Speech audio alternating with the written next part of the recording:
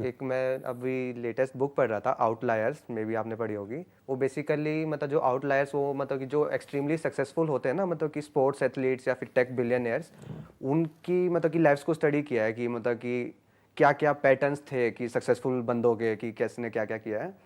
तो उन्होंने मतलब कि ऑफ कोर्स उन्होंने बोला था कि मतलब हार्ड वर्क और स्किल, ये सारी चीज़ें ज़रूरी थी, लेकिन उन्होंने एक वर्ड यूज़ किया था, आर्बिट्रेरी एडवांटेजेस हुई थी मतलब बहुत सारे लोगों को।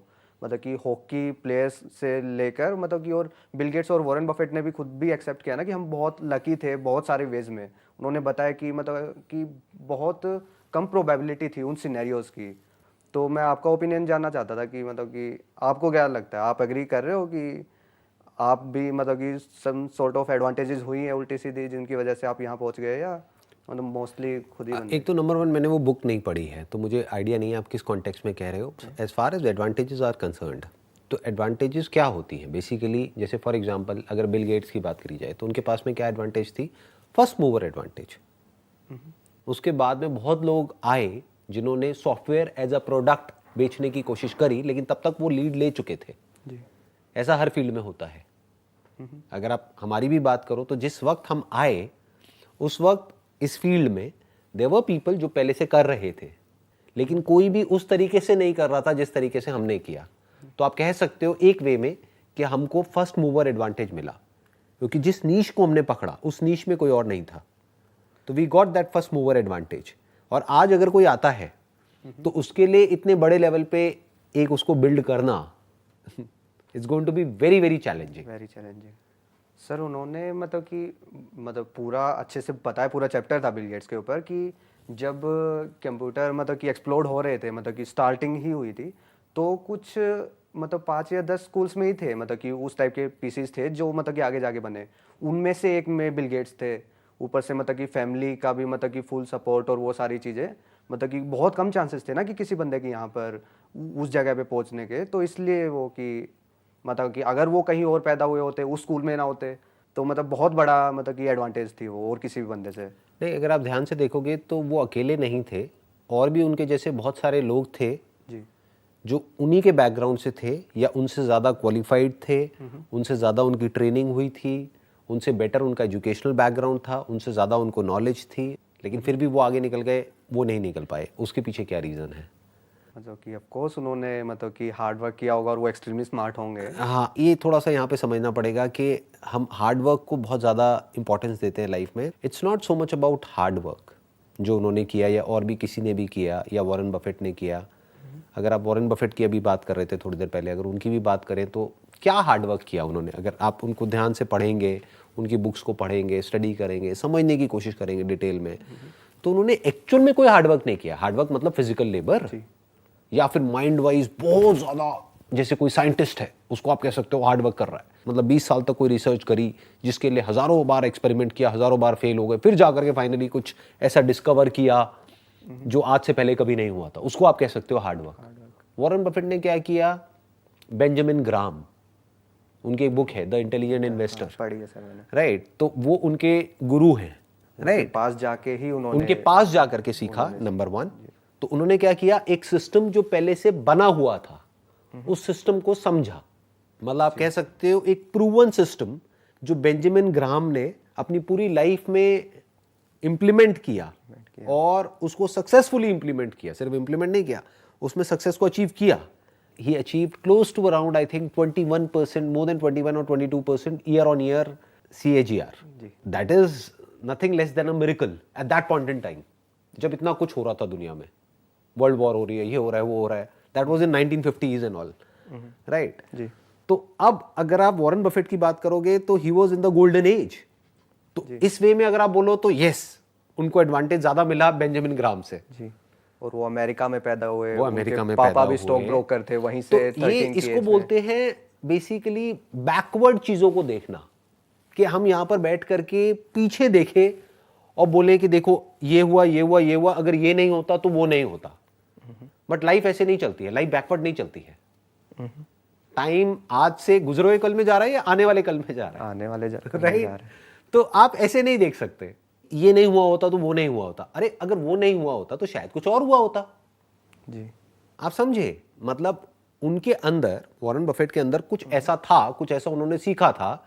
अब आप कहते हैं कि भाई उस टाइम पे अगर उन्होंने उन 4 कंपनीज में इन्वेस्ट नहीं किया होता तो उनकी वेल्थ 100 गुना नहीं हुई होती 10 साल में। तो 4 में नहीं किया होता तो किसी और में किया होता। 100 गुना नहीं होती तो हो सकता है 200 गुना हो गई होती, 200 गुना नहीं हुई होती तो हो सकता है 50 गुना हो गई होती, राइट? तो you are getting where I am coming from. But उनके फंडामेंटल स्ट्रांग थे।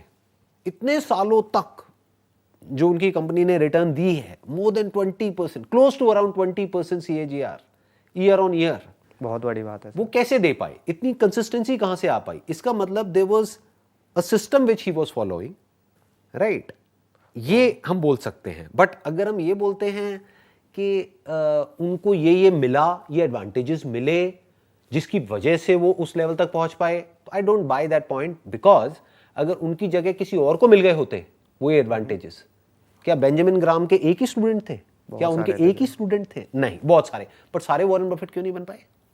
तो कहने का मतलब है कि और लोग थे जिनके पास में उनसे ज्यादा एडवांटेजेस थे, जिनका बैकग्राउंड उनसे बेटर था, जिनके पास में उनकी फैमिली का बेटर सपोर्ट था, जिनके पास में पैसा उनसे ज्यादा था, जिनके पास में नॉलेज ज्यादा थी, फिर भी वो नहीं कर पाए, ये कर गए। क्यों? उसके पीछे क्या रीजन है? ऐसे भी सोचना पड़ेगा। तो उसके पीछे जब हम रीजन ढूंढने लग जाएंगे तो हमको एक ही रीजन मिलेगा। अगर एक तार जो सबको जोड़ देती है, जो किसी भी फील्ड में कोई भी सक्सेसफुल हुआ है, क्या है सर वो? That is learning. अपने फेलियर से भी सीखना, अपनी सक्सेस से भी सीखना, दूसरों औरों के फेलियर से भी सीखना, दूसरों के औरों की success सक्सेस से भी सीखना। इसके अलावा क्या है बताओ? ये सबसे बड़ी एबिलिटी है। जी। जब आप और रीजन ये आपको सब में मिलेगी, सब में। ऐसा कोई नहीं हो सकता जिसमें ना मिले, चाहे वो किसी भी फील्ड में सक्सेसफुल हुआ है। तो ये अगर आप कहते हो तो समझ आता है। बट ये जो बुक के कॉन्टेक्स्ट में आप बात कर रहे हो कि उनको कुछ ऐसा मिला, अरे उनसे ज्यादा पता नहीं कितनों को मिला। सर वो मतलब कि मैं क्लैरिफाई कर देता हूँ, वो ये नहीं कह रहे थे कि सिर्फ ये रीजंस थे। वो कहते हैं कि मतलब कि ऑफ कोर्स उन्होंने बाकी सब भी किया, मतलब कि लर्निंग भी की थी, थोड़ी जेनेटिकल एडवांटेजेस थी, वो सारी चीज़ें थी।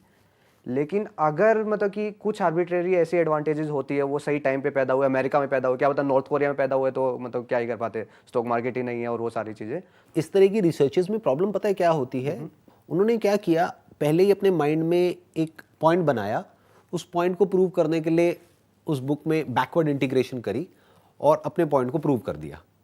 और लोग पढ़ेंगे, वो कहेंगे हाँ बात तो सही है, ऑब्वियसली सही है, बट इसकी और भी बहुत सारी साइड्स हैं जिसको वो टच नहीं करेंगे। क्यों नहीं करेंगे? क्योंकि वो उनके पॉइंट को प्रूव नहीं करेगी, उसको डिसप्रूव कर देगी।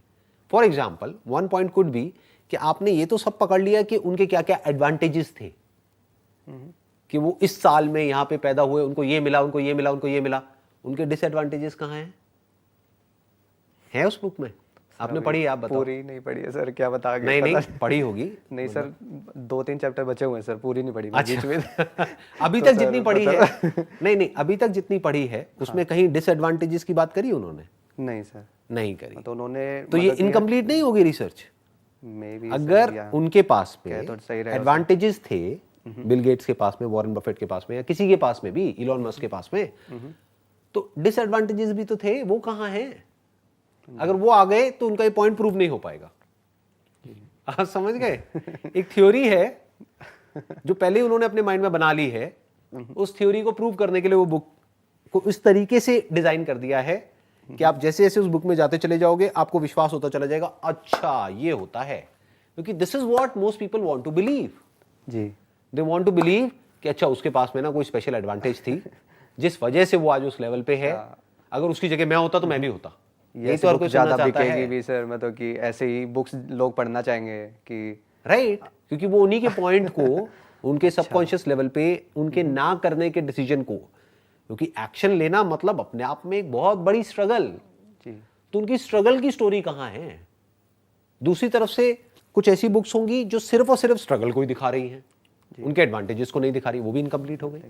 सर आपके हिसाब से सबसे ज़्यादा सक्सेसफुल पर्सन कौन है मतलब अभी, और मतलब कि क्या डेफिनेशन है उसकी? सक्सेसफुल किस कॉन्टेक्स्ट में? क्योंकि अलग अलग वे में बोल सकते हैं। आपके हिसाब से कि मतलब ये बेस्ट लाइफ जी रहे हैं, मतलब कि मेरे को लगता है कि ऐसे ही जीना चाहिए, मतलब कि बेस्ट लाइफ नाम की कोई चीज़ नहीं है, ये एक इल्यूजन है। ये उनको लगता है जो अभी जिन्होंने एक्चुअल में लाइफ को एक्सपीरियंस नहीं किया है। जैसे जैसे हम एक्सपीरियंस करते चले जाते हैं, बेस्ट कुछ भी नहीं है। हर तरह की लाइफ के अपने प्रोज एंड कॉन्स है। हम्म। बेस्ट लाइफ किसको कहोगे? जिसके पास में नाम बहुत ज़्यादा है, फेम बहुत ज़्यादा है, पैसा बहुत ज़्यादा है। मतलब मे बी जो बहुत हैप्पी है, मतलब कि उसको बोल सकते हैं। ऐसा कोई नहीं, मैंने आज तक किसी को ऐसा नहीं देखा जो मतलब एक्चुअल में हम ये कह दें कि हाँ भाई वो बहुत अच्छी लाइफ जी रहे हैं या उसकी लाइफ में सब कुछ परफेक्ट है और सब कुछ बहुत बढ़िया है, ऐसा कुछ भी नहीं है। बट अगर आपके सवाल का जवाब मुझे देना ही हो तो अगर कोई ऐसा है इस दुनिया में जो खुद को जानता है, खुद की जितनी भी लेयर्स हैं वो सारी उसने एक एक करके हटा ली है, बॉडी की, माइंड की, उसके बियॉन्ड जो कुछ भी है उसकी, not just at a theoretical level but at N experiential level, तो आप कह सकते हो कि वो सबसे ज़्यादा सक्सेसफुल है या फिर उसके इंसान होने का जो हाईएस्ट गोल है वो उसने अचीव कर लिया है। और मे बी हम ऐसे बंदे को जानते भी ना हो, वो कहीं पे कहीं हो अकेला सकता है, एनोनिमस ही जी रहा हो, हो maybe। सकता है, जी। और हो सकता है वो सबके सामने ही हो लेकिन किसी को पता हम उसको किसी और नज़र से देख रहे हों, वो कुछ अंदर से और ही हो, ये भी हो सकता है।